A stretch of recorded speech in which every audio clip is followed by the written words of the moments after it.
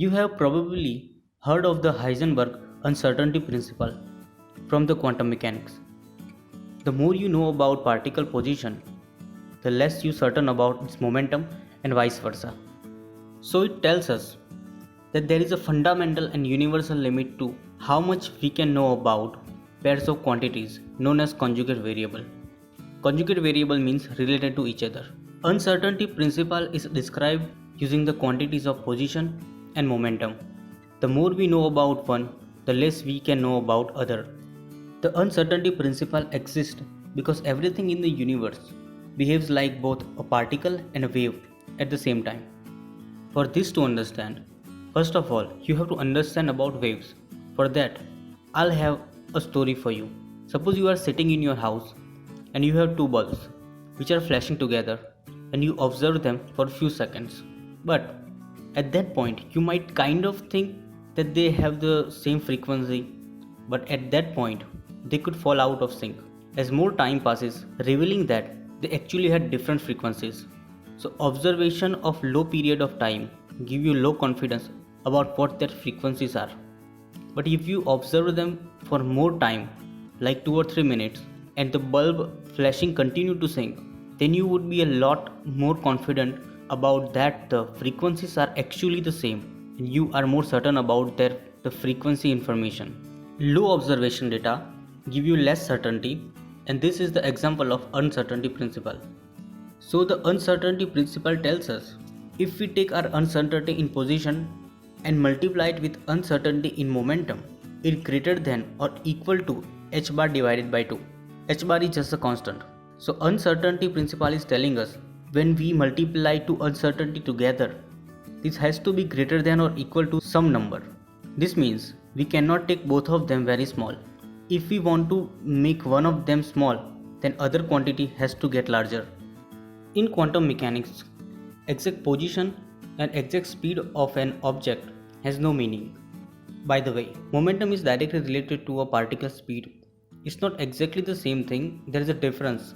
But in this, we kind of use two terms mutually because they are very related. For this to understand, first of all, we need to think about what it means to behave like a wave or a particle. So, here we have one particle. We can represent the exact position of particle in a single place at any instant in time. We can represent it by the graph, 100% at one specific location. Waves on the other hand looks like this. Disturbance spread out in space. Wavelength is the distance from one crest to another or from one trough to another. But assigning the single position is not a good idea because it has a high probability of being in lots of different places. In quantum physics, object's wavelength is the key to find its momentum because object wavelength related to its momentum, mass time velocity. To understand Heisenberg's uncertainty principle will involve a learning topic known as Fourier transform. This is kind of hard topic to grasp, but I'll try to explain you as simple as possible. Fourier transform is based on fairly simple concept. The idea is that a one complex function, any mathematical function, can be explained by the lots of simple function. Okay, here is one complex function and we can add infinite number of sine functions with different wavelength to obtain very complicated curves. We just have to know how much of each sine wave to put into make the original function. Here is interesting fact about the Fourier transformation. If our original function really wide on its horizontal axis, then the Fourier transform is going to be really narrow. This is the property of Fourier transform. For example, here is normal sine wave.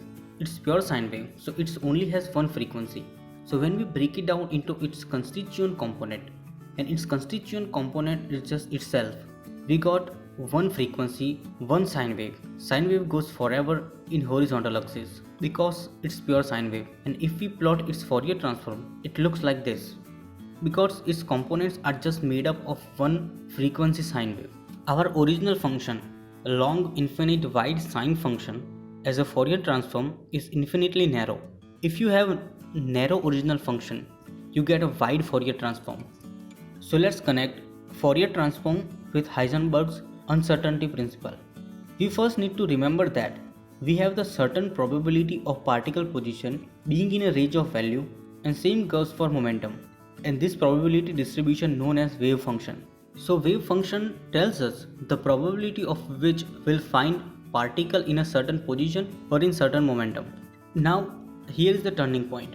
The wave function for a particle momentum is the Fourier transform of the wave function for the particle position. If we have a large range of particle position function, it means Fourier transform of this function is narrow. So we are more certain about its momentum because it could be in small range of value, and opposite apply as well.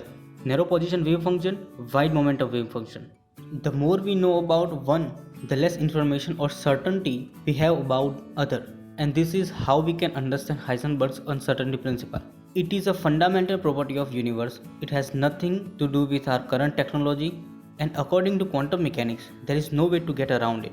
So that's it for today's video. Peace.